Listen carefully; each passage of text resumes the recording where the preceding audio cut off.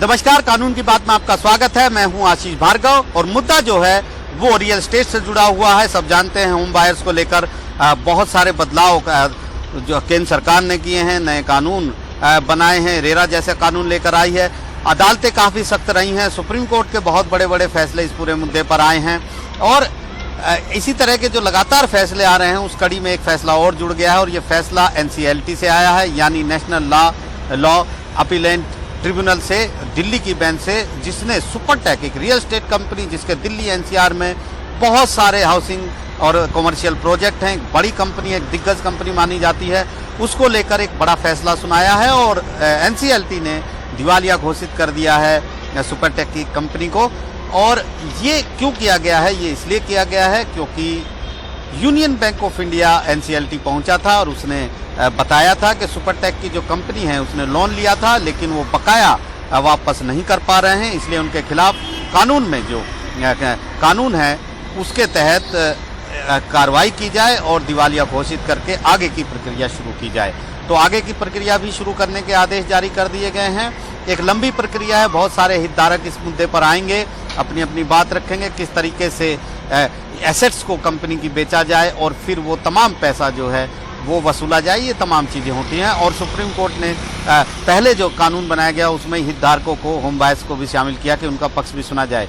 तो ऐसे में काफ़ी जटिल मुद्दा ये है, लेकिन मुश्किल में सुपरटेक है। हालांकि सुपरटेक का ये दावा है कि जो उसके बहुत सारे जो हाउसिंग प्रोजेक्ट NCR में चल रहे हैं या कमर्शियल प्रोजेक्ट हैं, होटल, जिनमें होटल और मॉल भी हैं, जिसमें सुपरनोवा जैसे हाउसिंग प्रोजेक्ट हैं, ORB प्रोजेक्ट है, उनको उनके जो बायर्स हैं उनको कोई नुकसान नहीं होगा, ये भरोसा दिला रहा है सुपरटेक। उसने एक प्रेस रिलीज जारी की और कहा है कि हितों के लिए, होम बायर्स के हितों के लिए वो हमेशा तैयार है और NCLT के इस फैसले को वो NCLAT में अपील भी करेगा। और ये भी बताने की कोशिश की है कि हज़ारों फ्लैट वो पहले दे चुका है, वो एक बड़ी कंपनी है, उससे कोई फर्क नहीं पड़ेगा और वो कंपनी आगे इसी तरीके से काम करती रहेगी और किसी भी प्रोजेक्ट पर इसका असर नहीं पड़ेगा इस फैसला का।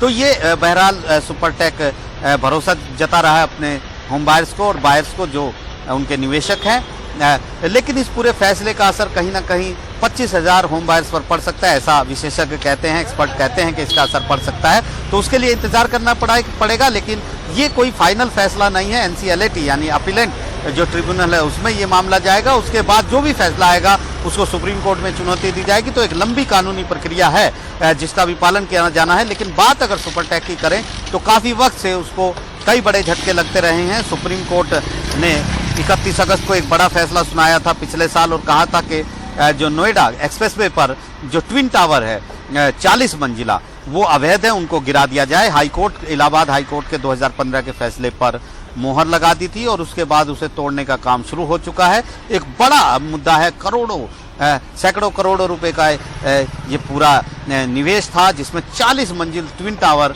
उनको गिराने का आदेश सुप्रीम कोर्ट ने दिया और साफ कर दिया है कि ये भ्रष्टाचार का मामला है। कंपनी के लोगों को और नोएडा प्राधिकरण के लोगों ने मिली भगत से अवैध तरीके से ये बिल्डिंगें खड़ी की थी, इनको तोड़ा जाए और जिन निवेशकों ने, होम बायर्स ने पैसे वापस नहीं लिए थे, उनको रिफंड 31 मार्च तक दिया जाए, ये सुप्रीम कोर्ट ने आदेश दिया है। 22 मई 2022 की डेडलाइन तय की गई है इन दोनों इमारतों को तोड़ने के लिए।